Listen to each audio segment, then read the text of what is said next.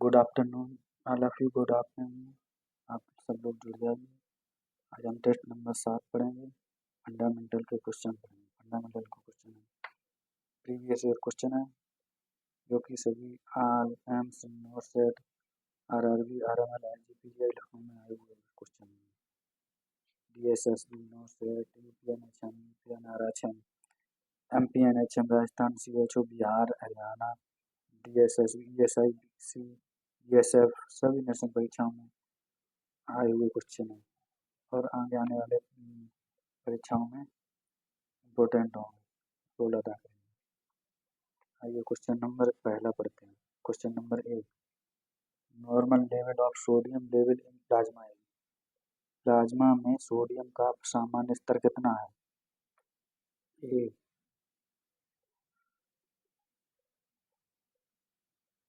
97 से 106 mQ पर litre, B 135 से 145 mQ पर लीटर, सी 3.5 से 5.5 mQ पर लीटर, डी 14 से 35 mQ पर लीटर। तो इसका सही आंसर क्या होगा?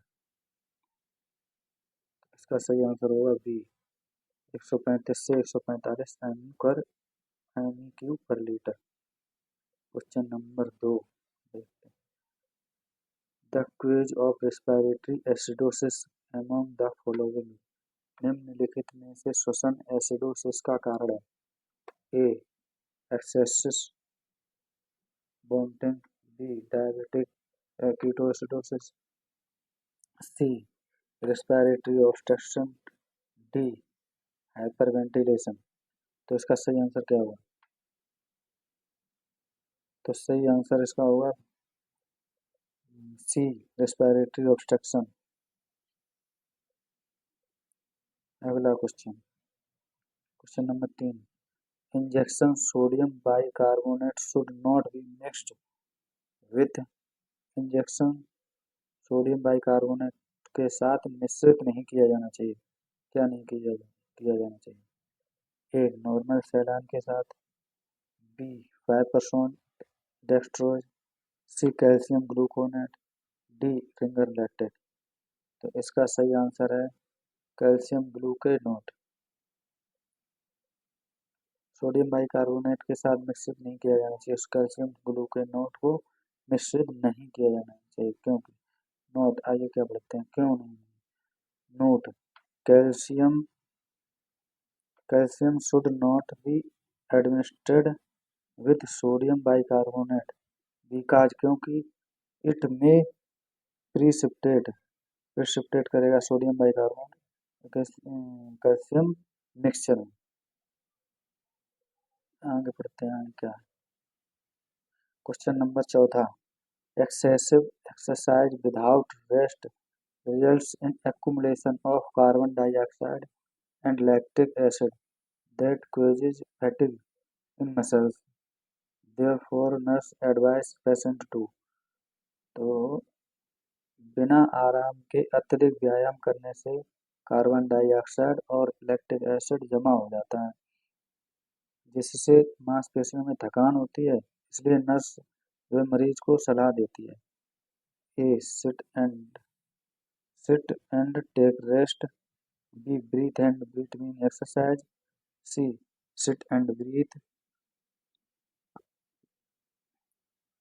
and D breathe deeply after exercise। क्या नर्स सलाह देगी पेशेंट को? तो इसका आंसर सी सही होगा, sit and breathe. Sit and breathe. इसके बारे में पढ़ते हैं थोड़ा। नोट क्या, by taking breathing after sitting, by taking breathing after sitting will decrease demand of oxygen, oxygen की सप्लाई डिमांड, मतलब ऑक्सीजन पूर्ति जो चाहिए। और out also wash out from blood circulation to stop further formation of lactic acid that is causing fatigue and pain in muscles। by taking breathing after sitting will decrease demand of oxygen, oxygen पूरे तरीके से मतलब जितनी चाहिए हमें उतनी मिल नहीं पा रही है, डिक्रीज हो जाती है।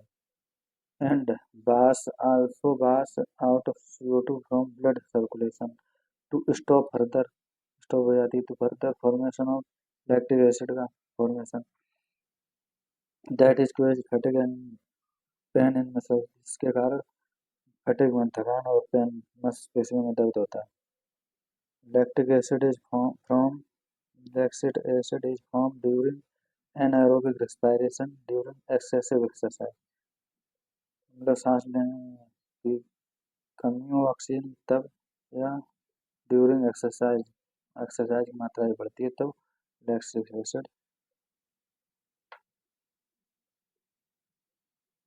Acid is form during anaerobic respiration during exercise। Lactic acid है is form during anaerobic respiration के दौरान और ड्यूरिंग एक्सेसिव एक्सरसाइज, मतलब जब एक्सरसाइज की मात्रा बढ़ा देते हैं तो।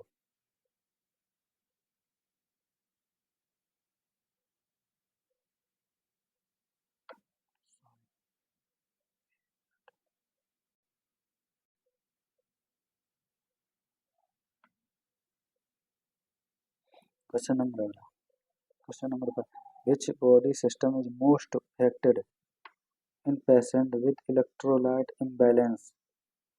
इलेक्ट्रोलाइट असंतुलन से पीड़ित मरीज में कौन सी शारीरिक प्रणाली सबसे अधिक प्रभावित होती है? A cardiovascular system, B neuromuscular system, C renal system, D endocrine system. तो कौन सी सबसे अधिक शारीरिक प्रणाली सबसे अधिक प्रभावित होती है? इसका सही आंसर है न्यूरोमस्कुलर सिस्टम। सबसे अधिक न्यूरोमस्कुलर सिस्टम शारीरिक प्रणाली प्रभावित होती है। क्वेश्चन नंबर अगला, principal electrolyte of intracellular fluid compartment, अंतरकोशिकीय कक्ष का मुख्य इलेक्ट्रोलाइट क्या है? Calcium, A calcium, B sodium, C potassium, D magnesium. तो इसका सही आंसर होगा सी पोटेशियम। इसके बारे में थोड़ा, पोटेशियम के is the most abundant cation in intramuscular fluid, accounting for more than 90% of the intracellular cation। अगला question, which electrolyte is in extracellular fluid action, कौन सा इलेक्ट्रोलाइट बाह्य कोशिकीय द्रव्य धनायन है? A sodium, B potassium, C chloride, D bicarbonate. तो कौन सा है? इसका आंसर सही है ए नोट। नोट इसके बारे में देखते हैं। Sodium Na is most abundant cation is the extracellular fluid accounting to 90% of the extracellular cation। It maintains half of the total osmolarity of extracellular fluid 142 out 304 MOSM per liter। So इसलिए sodium play के key role in fluid and electrolyte balance into the extracellular compartment. Question number, increase sweating leads to, अधिक पसीना आने से क्या होता है? Hyponatremia, B hypernatremia, C hypervolemia, D oedema. तो इसका सही आंसर होगा B hypernatremia. Increase sweating leads to, अधिक पसीना आने से क्या होता है? तो हाइपरनेट्रेमिया होता है। बी आंसर सही होगा hypernatremia. Increase sweating excess diaphoresis में causes hypernatremia, hyponatremia and hypokalemia। So option A and B both are right, मतलब ए और बी दोनों से सही है। अगला question, important nursing intervention while caring for a client with hyponatremia include। Hyponatraemia से पीड़ित ग्राहक की देखभाल करते समय महत्वपूर्ण नर्सिंग हस्तक्षेप में क्या शामिल है? A. Fluid restriction, B. Provide isotonic saline, C. Administer potassium as ordered by physician, D. Provide NGT. तो हस्तक्षेप में क्या शामिल है? इसका सही आंसर है प्रोवाइड आइसोसैलाइन, आइसोटोनिक सैलाइन देंगे।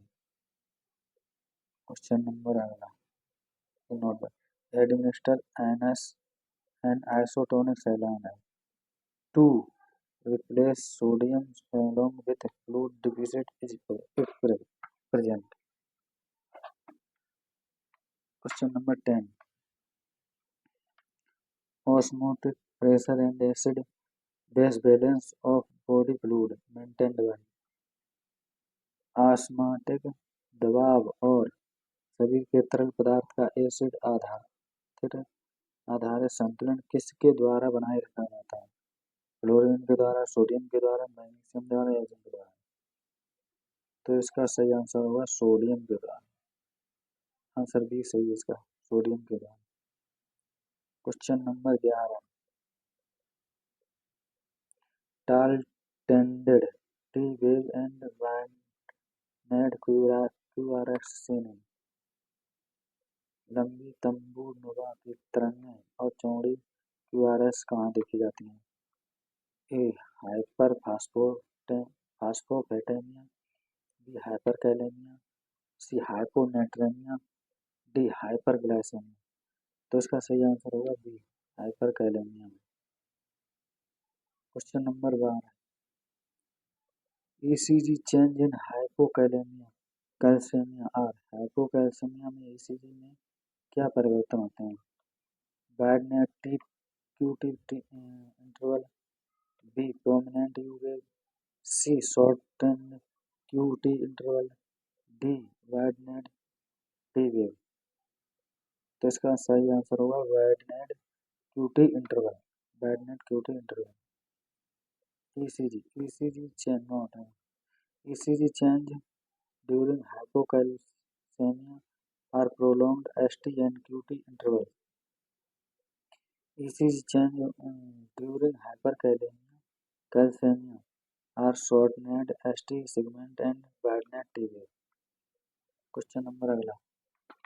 Which organ is most at risk for dysfunction in a patient with a potassium levels of 6.2 MEq per liter? तो 6.2 MEq पर लीटर पोटेशियम स्तर वाले रोगी में किस अंग के खराब होने का सबसे अधिक खतरा है? कौन सा अंग खतरा है? कौन सा अधिक खराब होने का खतरा है? A. Lungs, B. Kidney, C. Liver, D. Heart. तो इससे अंग खराब होगा हार्ट। पोटेशियम स्तर बढ़ जाएगा तो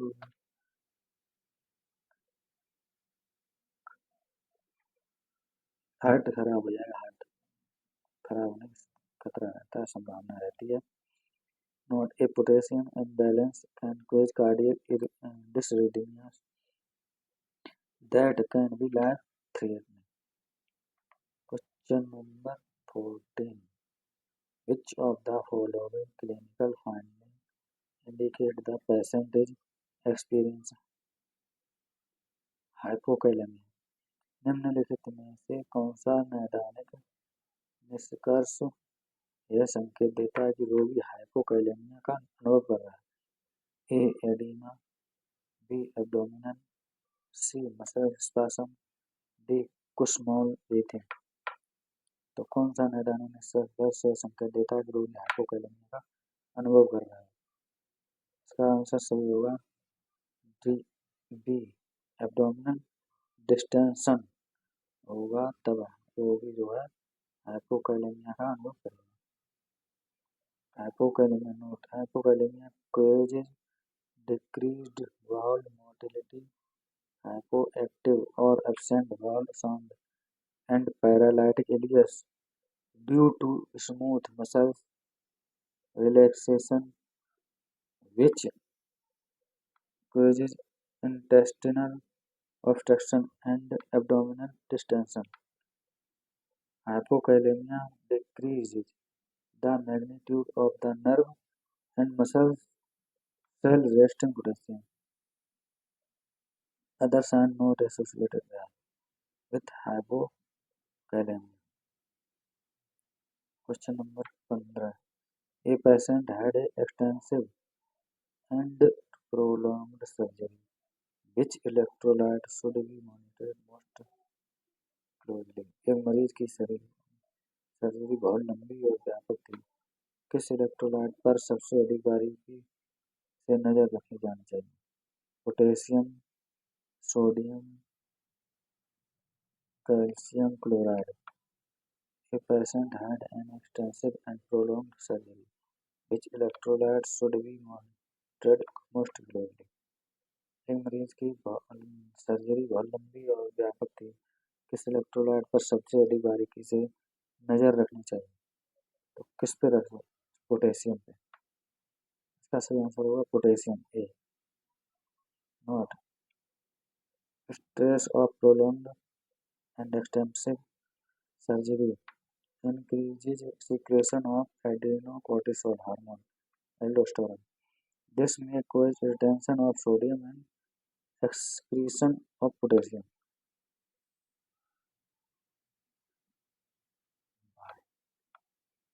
थैंक यू. आज के लिए इतना ही. अब अगले एपिसोड में और क्वेश्चन आगे करेंगे फंडामेंटल के. अभी फंडामेंटल पूरे नहीं. फंडामेंटल में बहुत सारे क्वेश्चन हैं जो कि आए हुए क्वेश्चन हैं. सारे हम आए हुए ही क्वेश्चन कराएंगे.